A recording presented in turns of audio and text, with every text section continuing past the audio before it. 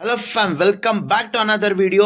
Complete video ನೋಡಿ. Bigg Boss ಇಂದ ಏನೇ ಅಪ್ಡೇಟ್ ಬೇಕಿದ್ರು ನನ್ನ ಚಾನಲ್ನ ಸಬ್ಸ್ಕ್ರೈಬ್ ಮಾಡ್ಕೊಳ್ಳಿ.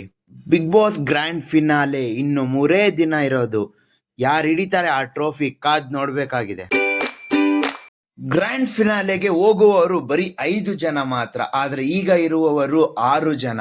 ಹಾಗಾದರೆ ಯಾರು ಹೋಗ್ತಾರೆ ಮನೆಗೆ? ಹನುಮಂತನ್ ಅವರು ಫಿನಾಲೆ ಟಿಕೆಟ್ ಡೈರೆಕ್ಟ್ ತಗೊಂಡು ಬಂದಿದ್ದಾರೆ. ಅವರಂದ್ರು ಕನ್ಫರ್ಮ್ ಇರ್ತಾರೆ. ಮತ್ತೆ ತ್ರಿವಿಕ್ರಮ್ ಅವರು ಅಷ್ಟೇ ಆಟ ಆಡಿ ಅವರು ಅಷ್ಟೇ ಫೈನಾಲಿಗೆ ಬಂದಿರ್ತಾರೆ. ಅವರಂತೂ ಕನ್ಫರ್ಮು. ಮತ್ತೆ ಮೋಕ್ಷಿತಾ ಅವರು ಕನ್ಫರ್ಮು. ಆದ್ರೆ ಈಗ ಇರೋದು ನೆಕ್ಸ್ಟ್ ಉಗ್ರಂ ಮಂಜು ಕೂಡ ಒಳ್ಳೆ ಕಂಟೆಸ್ಟೆಂಟ್, ಸ್ಟ್ರಾಂಗ್ ಆಗಿದ್ದಾರೆ. ಅವರು ಕೂಡ ಫಿನಾಲೆಗೆ ಹೋಗ್ತಾರೆ. ಈಗ ಇರೋದು ರಜತ್ ಮತ್ತೆ